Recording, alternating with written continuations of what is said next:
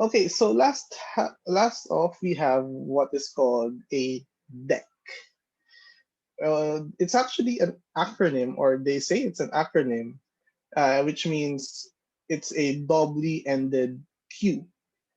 So as the name suggests, we have a queue. You can think of it as having two queues joined in the middle, wherein we can push elements on either side, and then we can also pull elements from either side. So you can think of it as a queue wherein I guess elements can come in from the front or come in from the back, depending on what you want to do.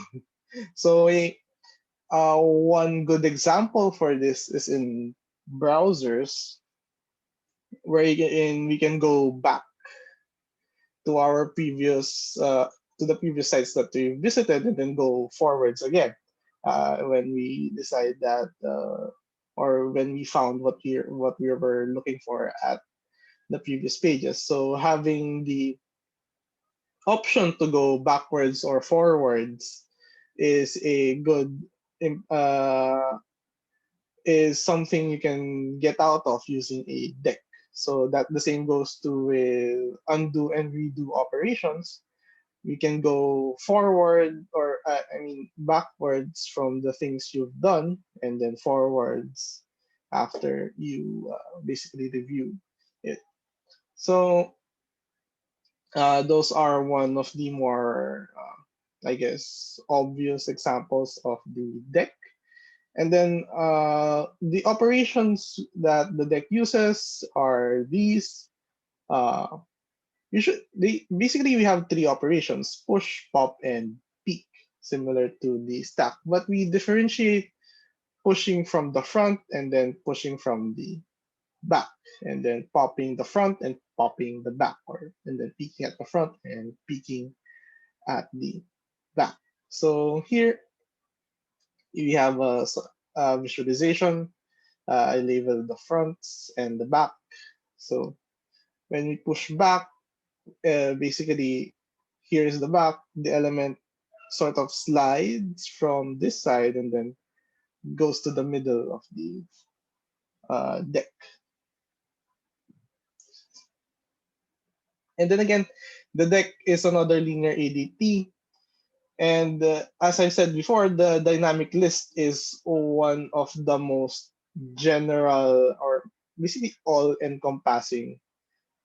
The dynamic list ADT basically can function as any other linear ADT if we sort of reduce the function. Almost any other linear ADT. Well, I can't think of any ADT at the moment that can't be implemented using the dynamic list.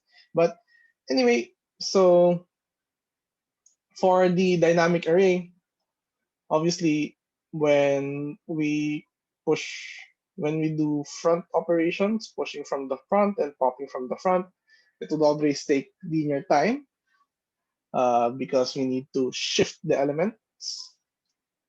And then for the singly linked list, uh, we can, depending on whether or not you put the the front or the back at the start of the linked list. So, for example, if you put the back or set the back as the last element in the linked list, so doing operations at the back will always take n time. And then, of course, if you make it a doubly linked list wherein you have a pointer to the last element, then all the operations would have a constant running time. And actually, one of the few motivations to make a double linked list is whenever we really need to make a deck.